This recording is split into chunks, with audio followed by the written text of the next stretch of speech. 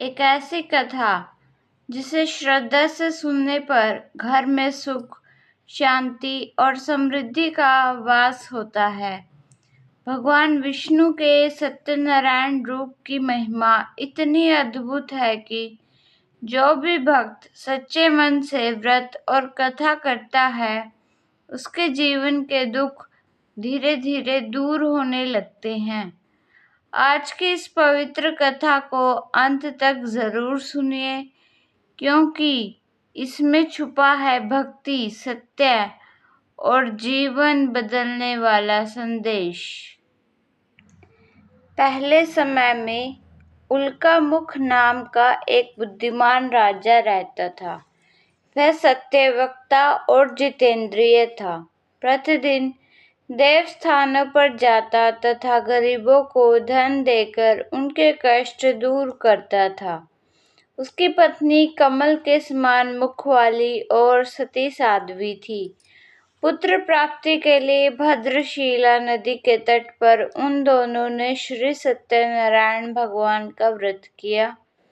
उस समय में वहां एक साधु नामक वैश्य आया। उसके पास व्यापार के लिए बहुत सा धन। वह नाव के किनारे पर ठहरा कर उस राजा के पास आ गया और राजा से व्रत करते देखकर विनय के साथ पूछने लगा, हे राजन, भक्ति युक्त चित्त से आप क्या कर रहे हैं? मेरी सुनने की इच्छा है, सो आप यह मुझे बताइए। राजा बोला, हे वैश्य, अपने बांधवों के साथ पुत्रादि की प्राप्ति के लिए यह महाशक्तिवान सत्यनारायण भगवान का व्रत व पूजन कर रहा हूँ। राजा के वचन सुनकर साधु आदर से बोला, हे राजन, मुझसे इसका सब विधान कहो। मैं भी आपके कथन अनुसार इस व्रत को करूँगा।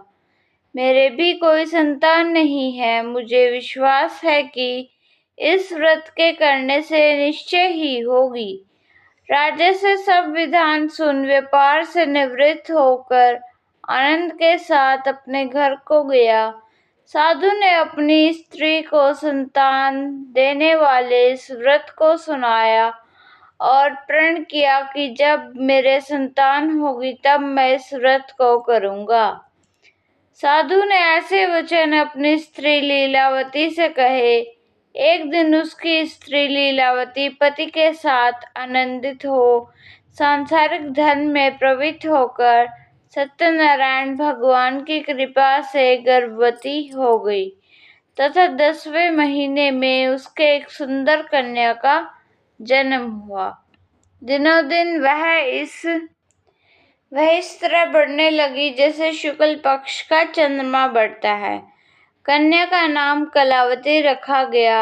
तब लीलावती ने मीठे शब्दों में अपने पति से कहा कि जो आपने संकल्प किया था कि भगवान का व्रत करूंगा, अब आप उसे करिए।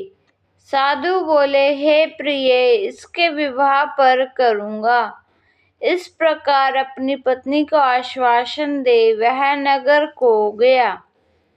कलावती पितृगृह में वृद्धि को प्राप्त हुई। साधु ने जब नगर में सखियों के साथ अपनी पुत्री को देखा तो तुरंत दूत बुलाकर कहा कि पुत्री के वास्ते कोई सुयोग्य वर देख कर लाओ।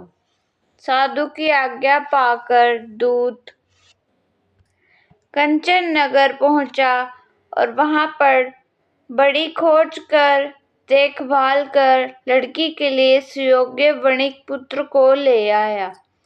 उस सुयोग्य लड़के को देखकर साधु ने अपनी बंधु बांधवों सहित प्रसन्नचित हो अपनी पुत्री का विवाह उसके साथ कर दिया, किंतु दुर्भाग्य से विवाह के समय भी उस व्रत को करना भूल गया। दोस्तों, अगर आपको भी भगवान सत्यनारायण की ये पवित्र कथा अच्छी लग रही हो तो वीडियो को लाइक ज़रूर करिए और कमेंट में जय सत्यनारायण भगवान लिखना ना भूलें। आगे जो प्रसंग आने वाला है उसमें बताया गया है कि कैसे एक छोटी सी भूल ने पूरे जीवन को बदल दिया। तब श्री सत्यनारायण भगवान क्रोधित हो गए और साधु को श्राप दिया कि तुम्हें दारुण दुख प्राप्त होगा। अपने कार्य में कुशल साधु वैश्य अपने जमाता सहित समुद्र के समीप स्थित रतनपुर नगर में गया और वहां दोनों ससुर जमाई चंद्रकेतु राजा के उस नगर में व्यापार करने लगे। एक दिन भगवान सत्यनारायण की माया प्रेरित कोई चोर राजा का धन चुराकर भागा जा रहा था, किंतु राजा के दूतों को आता देखकर चोर ने घबराकर भागते हुए राजा के धन को वहीं चुपचाप रख दिया जहां वे ससुर जमाई ठहरे हुए थे।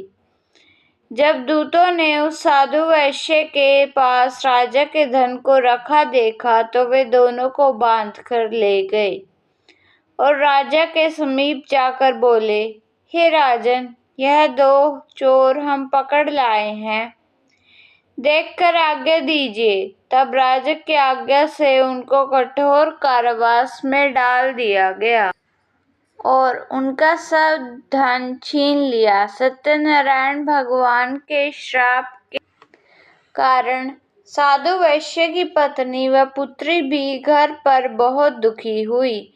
उनके घर पर जो धन रखा था चोर चुरा कर ले गए। शारीरिक व मानसिक पीड़ा, भूख प्यास से अति दुखित हो अन्न की चिंता में कलावती एक ब्राह्मण के घर गई।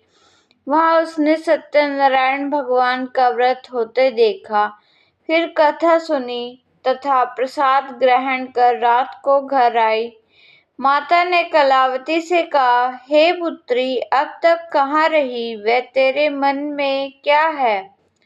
कलावती बोली, हे माता, मैंने एक ब्राह्मण के घर श्री सत्यनारायण भगवान का व्रत होते देखा है।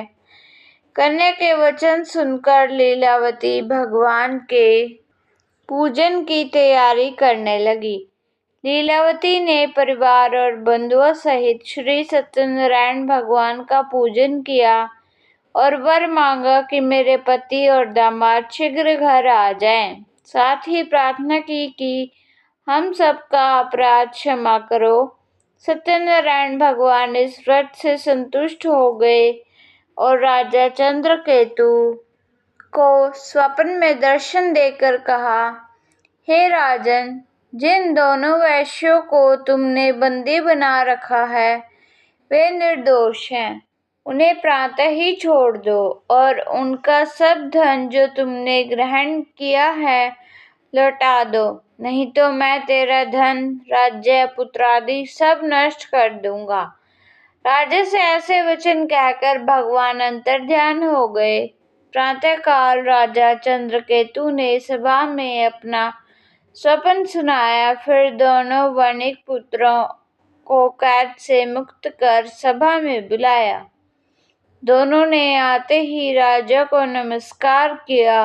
राजा मीठे वचनों से बोला, हे महानुभावों, तुम्हें भाग्यवश ऐसा कठिन दुख प्राप्त हुआ है, अब तुम्हें कोई भय नहीं। ऐसा कहकर राजा ने उनको नए नए वस्त्राभूषण पहनवाए तथा उनका जितना धन लिया था उससे दोगुना धन देकर आदर सहित विदा किया। दोनों वैश्य अपने घर को चल दिए। कहते हैं, सत्यनारायण भगवान की कथा सिर्फ सुनने से मन को शांति मिलती है, लेकिन जो व्यक्ति इसे श्रद्धा और विश्वास के साथ सुनता है उसके जीवन में आए हुए सुख और सफलता के द्वार खुलने लगते हैं। भगवान सत्यनारायण की अनंत कृपा आप और आपके परिवार पर सदा बनी रहे। अगर आपने पूरी कथा श्रद्धा से सुनी है तो कमेंट में ओम नमो भगवते वासुदेवाय जरूर लिखें। वीडियो पसंद आई हो तो लाइक और शेयर करें और ऐसे ही और भक्ति भरे वीडियोस के लिए चैनल को सब्सक्राइब करना ना भूलें। जय सत्यनारायण भगवान।